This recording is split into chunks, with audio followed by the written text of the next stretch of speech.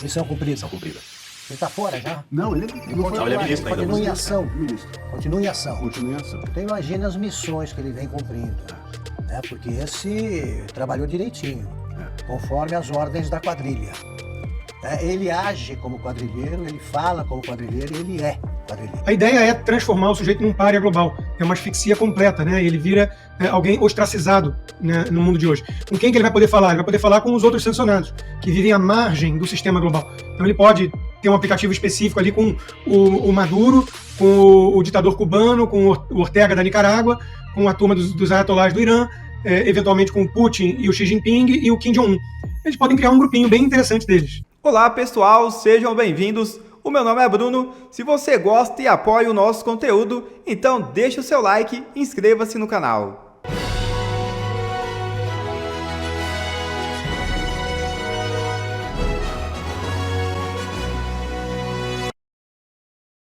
Se rendeu a Trump.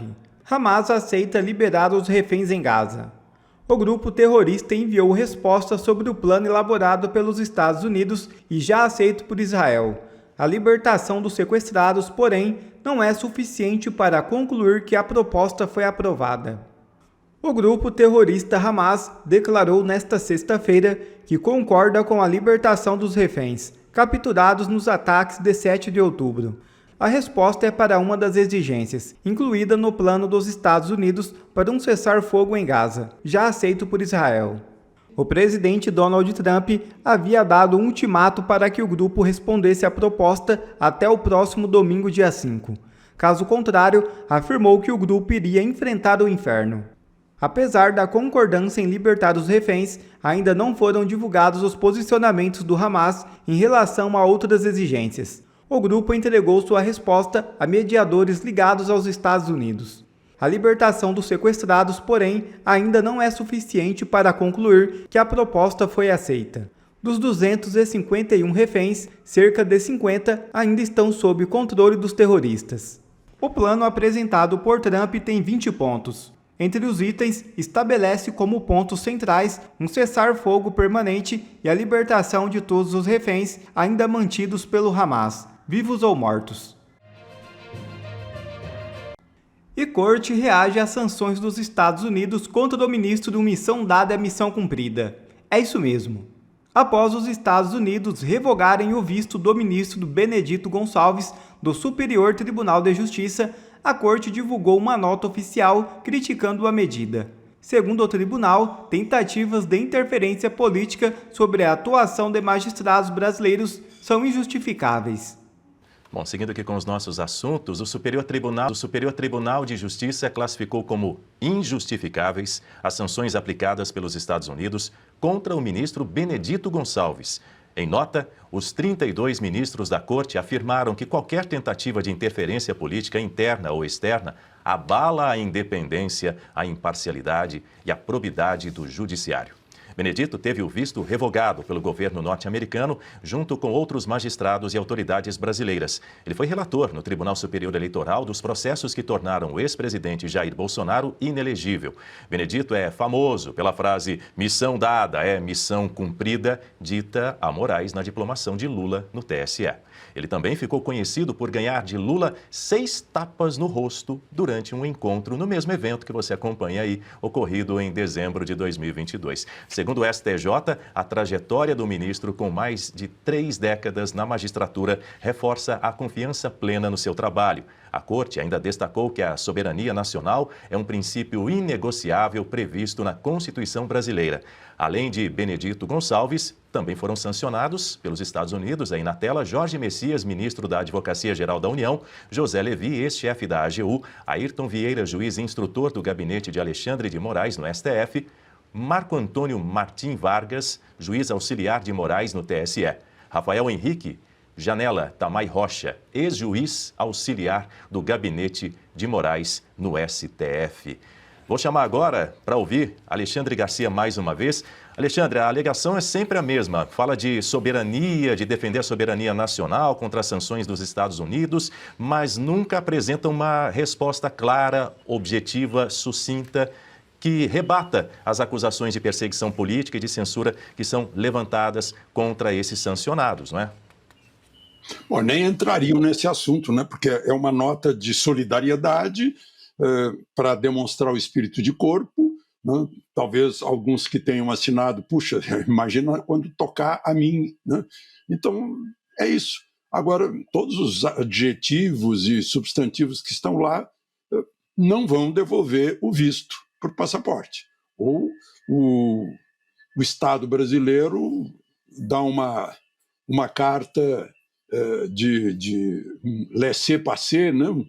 Para ver se ele entra nos Estados Unidos, não vai conseguir, nem tentando pelo México, via coiote, né? Não vai conseguir. Então, a nota, tudo bem, é uma nota bonita, foi necessário fazer, o pessoal tem tempo para fazer, né? Acham que foi injusto, né? Essa história dos tapinhas aí, apenas a harmonia entre poderes, missão dada, missão cumprida, é a missão que foi dada a ele, por outro ministro, ambos eram do Tribunal Superior Eleitoral, né? Então, só que choca um pouco, eu não gostaria de ver uma coisa assim, né? Esse tipo de intimidade, porque eles vão baixando o rito necessário para o respeito às instituições. O povo que vê isso não acha bonitinho. Acharia bonitinho se o técnico batesse na bochecha do goleiro porque ele pegou um pênalti e tal. Mas, enfim, e daí? Né? A nota está bonita. Sim, e daí? O visto vai ser devolvido por causa da nota? Eu creio que não, pelo menos nesse atual governo, atual administração dos Estados Unidos. Pois é, Marcílio, é nota para inglês ver, como diz o ditado, o americano ver, mas não tem nenhuma efetividade, né? Não tem, mas é promíscuo. Eu entendo que seja promíscuo ficar dando tapinha. Bom, pelo menos foram 6, não 13, né? Pior seria se fossem 13. Mas, de qualquer maneira, ficar dando tapinha no rosto de ministro é promíscuo. fazer um tribunal sair em defesa de um membro é promíscuo, porque um tribunal, ele tem que entender que quando ele dá uma nota, ele dá uma nota em nome da instituição. E a instituição é maior que os seus membros. A instituição não responde sequer pela composição atual do tribunal. Ela responde por toda a história da instituição, por todas as pessoas que por lá passaram. As pessoas que entram e saem de uma instituição, elas não são relevantes. Relevante é o que fica, a estrutura abstrata de um tribunal. Então, quando um STJ sai a campo para dar uma nota em nome de alguém que sofreu isso ou sofreu aquilo, o tribunal diminui-se. E isso é uma promiscuidade muito comum aqui no Brasil, de nós acreditarmos que as pessoas são mais importantes do que as instituições. E é disso que se trata os nossos problemas. Os nossos problemas, aliás, eles advêm por essência disso, dos nossos governantes, dos nossos juízes acharem que são mais importantes do que as instituições, do que a nossa própria Constituição. Augusto? Esse Benedito será o Benedito que foi que já está afastado? Já se aposentou, não? O Benedito sim. do Missão Cumprida. Missão Cumprida. Ele está fora já? Não, ele não foi. Não, ele é ministro ainda. Continua em ação. É ministro. Continua em ação. Continua em ação. Então imagine as missões que ele vem cumprindo. Né? Porque esse trabalhou direitinho, conforme as ordens da quadrilha. Ele age como quadrilheiro, ele fala como quadrilheiro e ele é quadrilheiro. E com a intensificação da Lei Magnitsky, Moraes pode ter as suas redes sociais bloqueadas. E olha, tem mais um comentário aqui que eu queria, inclusive, pedir para o Constantino comentar. Estavam questionando ali, mas será que é tão grave assim? De repente ele pode instalar um outro aplicativo, etc. Enfim, na verdade é toda a empresa, como bem trouxe o Fred, que tenha relações com os Estados Unidos. E ainda que fosse assim um aplicativo que, sei lá, chinês, exclusivamente chinês, com quem o Moraes vai conseguir se comunicar, sendo que 93% da população brasileira que tem um celular nas mãos tem o WhatsApp, né? Ali essa população de 16 até 64 anos. Então essa que é a grande questão, né? Com quem ele vai conseguir conversar com outro aplicativo, sendo que a rede social que mais atinge os brasileiros, aí mais utilizada pelos brasileiros é, por exemplo, o WhatsApp. Constantino, para comentar sobre isso também, né, e ver se você concorda, né, que esse é o próximo passo. Alexandre de Moraes deve ficar sem as redes sociais também, assim como possivelmente outros colegas em breve. Consta? Eu acho que sim, o Fred fez uma explicação muito completa, né? A ideia é transformar o sujeito num pária global. É uma asfixia completa, né? Ele vira alguém ostracizado, né, no mundo de hoje. Com quem que ele vai poder falar? Ele vai poder falar com os outros sancionados, que vivem à margem do sistema global. Então ele pode ter um aplicativo específico ali com o Maduro, com o ditador cubano, com o Ortega da Nicarágua, com a turma dos ayatolás do Irã, eventualmente com o Putin e o Xi Jinping e o Kim Jong-un. Eles podem criar um grupinho bem interessante deles, né? Não adianta, Mária, o intuito da lei, o espírito da lei é a asfixia e ela vai chegar. Eu vou pegar de onde o Fred parou, né? O Gilmar Mendes está falando já em se criar uma lei parecida com essa que foi citada, inclusive, da Europa, para proteger os sancionados no Brasil. O Valdo Cruz, da Globo News, analisando isso, diz que algum parlamentar vai apresentar esse projeto, um deputado ou um senador, ou seja, sai da cabeça do Gilmar Mendes, que está preocupado em ser o próximo sancionado, mas algum despachante do parlamento vai lá apresentar o projeto de lei, eles tratam isso com naturalidade já, né? E dessa maneira vai criar um impasse, né? Que é, olha, temos ali uma lei no Brasil que nos impede de seguir à risca a determinação do OFAC. Então não vamos poder cortá-lo como cliente do banco ou de onde quer que seja, porque tem uma lei brasileira proibindo isso. De novo, eu acho que quem acredita nisso como mecanismo para blindar as autoridades sancionadas não entende como funciona duas coisas, a lei Magnitsky e a potência econômica americana. Porque a potência econômica americana, com seu PIB superior a 30 trilhões de dólares, ninguém é obrigado a praticar comércio com os Yankees, malvadões. Aliás, o bloqueio cubano denunciado pelo Lula e companhia não é um bloqueio, é apenas a proibição de empresas americanas de praticarem comércio com Cuba, que na lógica dos próprios cubanos e dos petistas seria exploração comercial, seria neocolonialismo, alguma coisa assim, do discurso do DCE deles. Então, outros países não estão proibidos de praticar comércio com Cuba. Agora, as empresas americanas que fizerem isso vão se dar mal. Então, o governo americano usa como alavanca o seu tamanho econômico. Se você quer virar um pária global e viver à margem desse PIB que engloba 30 trilhões de dólares, be my guest. Vai lá e faz da sua maneira, vira um país pária, como a Venezuela virou, como o Irã virou, e você vai viver ali fora do circuito global. Agora, se você quer participar desse jogo global, se você quer os louros de poder vender para o maior consumidor do planeta, que é o americano, aí, meu amigo, você não pode ignorar a sanção. Aí você tem que dançar de acordo com a música. Então é disso que se trata. Não adianta criar uma lei protegendo, blindando supostamente o brasileiro sancionado, porque todas as empresas vão alegar o seguinte: olha, eu não posso ficar fora do compliance determinado pelas autoridades americanas. Caso contrário, eu também viro um pária global e vou ter que praticar comércio só com Cuba, Irã e Venezuela. E isso eu não quero, não é bom para o meu negócio. Eu tenho operações nos Estados Unidos, eu quero vender para americanos e por aí vai. Ou eu sou uma empresa americana, como no caso de plataformas, de armazenagem de e-mails e por aí vai. Em hotéis, redes de hotéis, né? Ele pode ficar no Tupiniquim Inn, ele pode ficar no hotel Brasileirinhos Acomodações, ele pode. Agora, se ele quiser ficar no Hyatt, no Hilton, aí complica, porque esses hotéis são hotéis com bandeiras globais e operam dentro do sistema global e muitas vezes são até empresas americanas. Então, não adianta tentar fugir.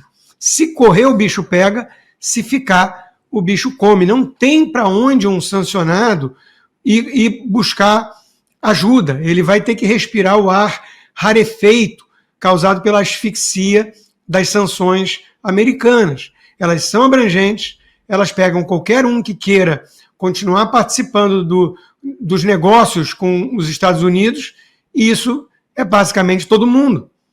Então, você vai ter que ser jogado para a margem desse mundo globalizante. Não tem jeito, né? Vão ter que colocar na prática aí o discursinho de DCE, né? De que a globalização significa imperialismo yankee, Yankees go home, vamos boicotar os produtos americanos e israelenses, porque não gostamos do genocídio que eles praticam em Gaza e por aí vai. Bom, boa sorte ao boicotar produtos americanos e israelenses. 80% das coisas que nós usamos no dia a dia vão ter que ser boicotadas. Então, tudo aquilo que é discurso hipócrita, da boca para fora, que fica até patético já numa Greta Thunberg, numa flotilha ridícula, né? Fica pior ainda numa autoridade de um Supremo Tribunal Federal. Mas é a narrativa desse pessoal. Nós somos todos chineses agora, admiradores do regime chinês, disse o Gilmar Mendes, né? Então, vamos viver de acordo. Vamos viver de acordo. Existe uma Guerra Fria 2.0. Os Estados Unidos estão colocando para a margem esses seres sancionados que abusam de direitos humanos, ou seja, que querem seguir o modelo chinês, né? Eles vão ter que colar na China e dar adeus para todas as empresas que praticam negócios com os americanos. Eu vou contar para você agora qual que é o novo plano do STF, que é uma crueldade para humilhar Bolsonaro. E quando eu li isso, eu não acreditei. Aí eu reli e continuei sem acreditar. E você vai ler também com seus próprios olhos. Então, gente, eu tô aqui em São Paulo, na sede da Oeste, ou melhor, na nova sede da revista Oeste, para onde eles acabaram de se mudar. Porque eles estão crescendo bastante e eu participei hoje aqui do Faroeste Brasileira Cossegré. E aí eu pedi uma sala aqui, uma salinha, a sala de reuniões deles, para eu poder te dizer o seguinte. Olha, se você já se indignou com a STF abrindo o inquérito das fake news lá em 2019 para perseguir críticos, se você se indignou com o STF dando decisão atrás de decisão durante o governo Bolsonaro, atropelando o executivo, o legislativo, se você se indignou com todos os inquéritos ilegais abertos por Alexandre de Moraes, como aquele das milícias digitais, o dos atos antidemocráticos, se você se indignou com todas as narrativas criadas contra o Bolsonaro e se indignou também com a farsa da trama golpista e com a condenação injusta e ilegal de Bolsonaro e dos presos do 8 de janeiro, se você se indignou com o silenciamento e a prisão domiciliar ilegal, o que eu vou te mostrar agora vai te indignar como nunca, mas nunca antes. Você simplesmente não vai acreditar na crueldade vingativa que os ministros do STF estão alimentando e estão planejando nesse exato momento contra o Bolsonaro. E que não tem nenhuma justificativa na Constituição e na lei. É apenas para humilhar, para punir e para impor sofrimento. Olha só o que saiu nessa coluna aqui da Vera Rosa no Estadão. Olha aí. Anistia e redução de pena empacam no Congresso. Mas o foco é a prisão domiciliar para Bolsonaro. A jornalista ela diz aqui nessa coluna que depois das manifestações de esquerda no país inteiro, a anistia emperrou de vez no Congresso. Isso a ponto de muita gente do Centrão e a cúpula do Congresso dizer que a anistia ela não anda mais de jeito nenhum e que o foco agora seria conseguir a prisão domiciliar para o Bolsonaro. Essa prisão domiciliar ela tem um precedente no caso do ex-presidente Fernando Collor, que também cumpre pena em regime de prisão domiciliar por conta de problemas de saúde graves, mas bem menos graves do que aqueles do Bolsonaro. E aí é que surge o absurdo do absurdo do absurdo no meio dessa matéria. Então senta aí na cadeira para você ler isso aqui comigo e você não cair para trás.